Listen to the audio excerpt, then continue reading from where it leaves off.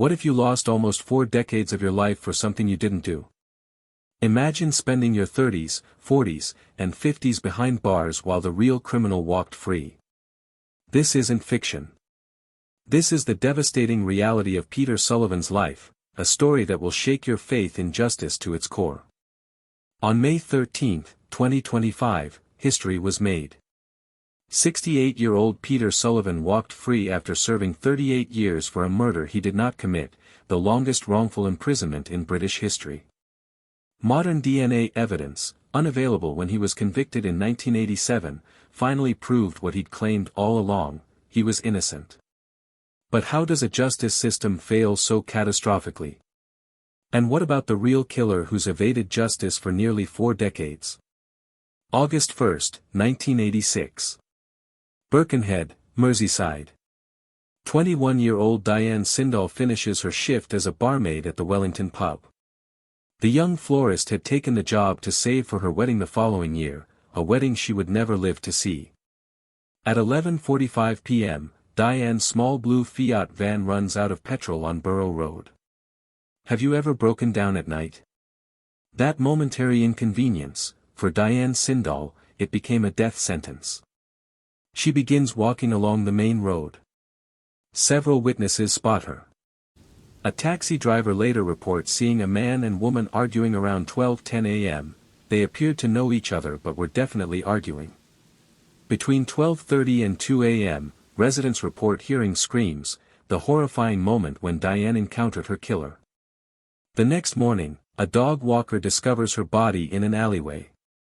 She had been brutally attacked, assaulted, and left to die.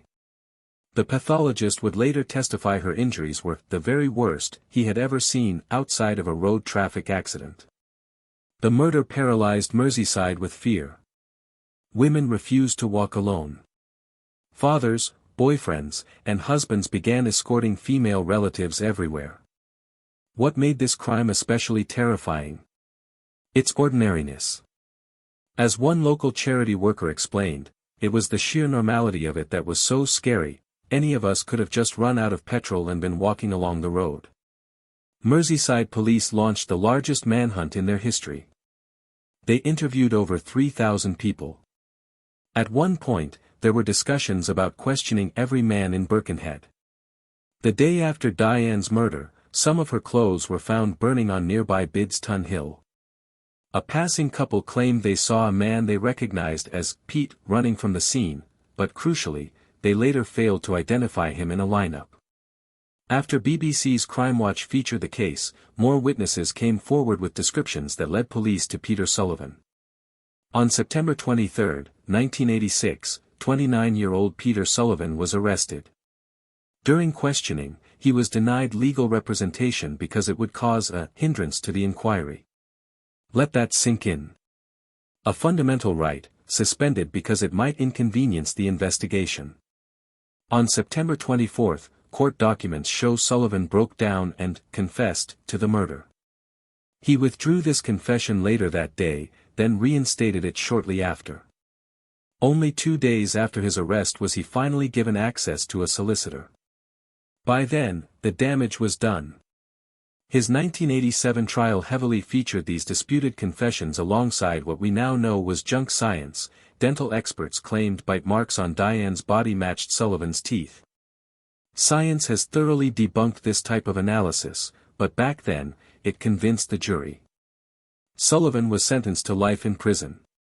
The tabloids branded him the Beast of Birkenhead and the Mersey Ripper. His reputation was destroyed, his freedom taken, his future erased, all for a crime he did not commit. For nearly 4 decades, Peter Sullivan maintained his innocence. Think about this, he could have been released on parole years ago if he had simply admitted guilt. But he refused. As his solicitor explained, he said, "I cannot admit to something I haven't done, even though that meant the parole board would deny his release." Sullivan first challenged his conviction in 2008. Rejected. He appealed again in 2019. Rejected again. Most would have given up. Peter Sullivan did not. In 2021, he asked the Criminal Cases Review Commission to review his case once more. This time, something remarkable happened. New DNA testing technology, only available since 2015, was applied to preserved evidence from the crime scene. The results were definitive: Peter Sullivan's DNA was not present. He could not have been the killer. Can you imagine the moment when Sullivan learned these results? After 38 years of being branded a monster, science had finally vindicated him. On May 13, 2025, Peter Sullivan attended the Court of Appeal via video link from prison. The Crown acknowledged the DNA findings were sufficient to cast doubt on the safety of the conviction. Lord Justice Holroyd declared it impossible to regard the conviction as safe and quashed it immediately. As the judgment was read, Sullivan wept, putting his hand to his mouth. At 68 years old, having spent most of his adult life behind bars, Peter Sullivan was finally free. He stepped into a world vastly different from the one he left in 1987. Just consider everything that's happened since then: the internet, smartphones, social media, an entire digital revolution that Sullivan experienced only through glimpses. What would you say after losing nearly 4 decades to a wrongful conviction? In a remarkably dignified statement, Sullivan said, "I lost my liberty 4 decades ago over a crime I did not commit.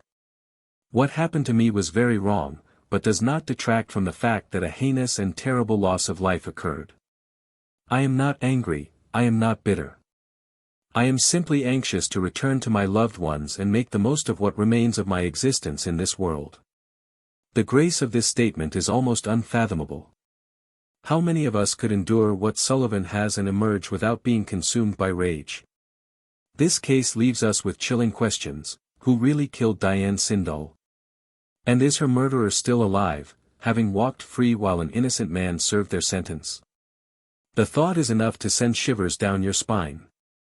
Merseyside police confirm they are carrying out an extensive investigation to identify who the new DNA profile belongs to. They have no match in the national database. The person responsible could be anyone: your neighbor, your colleague, someone you pass on the street. Even more disturbing, some in the Birkenhead community may have known the truth all along. Josephine Wood from a local charity has claimed people approached them saying, the police had the wrong man. But fear kept them silent as an innocent man languished in prison year after year. Peter Sullivan's case forces us to confront significant flaws in the justice system. He was denied legal representation during critical police interviews. Psychologists have since assessed Sullivan as having limited intellectual capacity and suggestibility. The bite mark evidence used to convict him is now recognized as junk science. Modern DNA testing wasn't available until decades after his conviction. Despite enduring this unimaginable ordeal, Sullivan now faces another battle: compensation. While he could potentially receive up to £1 million, this would amount to just £26,315 for each year wrongly imprisoned. What is a year of your life worth? Is that adequate compensation for the birthdays, weddings, funerals, and countless everyday moments that Sullivan missed? Peter Sullivan's case represents one of the darkest chapters in British justice. A man has lost 38 years of his life, while Diane Sindall's real killer has evaded justice for nearly 4 decades. For the Sindall family, the pain is immeasurable. They lost their daughter in 1986, and now must face the reality that her murderer was never caught. For Sullivan and his family, they've lost precious decades that can never be returned. His sister put it simply: we've got Peter back and now we've got to try and build a life around him again. Imagine trying to rebuild at 68, after entering prison at 30. The world has changed beyond recognition. Friends and family members may have died. The psychological adjustment alone is unimaginable. As we reflect on this tragic miscarriage of justice, ask yourself, how many other innocent people might be behind bars right now? What safeguards are needed to prevent such catastrophic failures in the future? The next time you hear about a conviction in a high-profile case, remember Peter Sullivan. Remember that our justice system, for all its procedures and safeguards, is still fundamentally human and fallible. And sometimes, that fallibility comes at an unimaginable cost. Justice delayed is justice denied, and in this case, justice was delayed for far too long. If you found this story impactful, please consider sharing it. The more we understand how justice can fail, the better we can work to fix it. If you enjoy deep dives into true crime, make sure to subscribe so you don't miss the next story. Until next time, friends!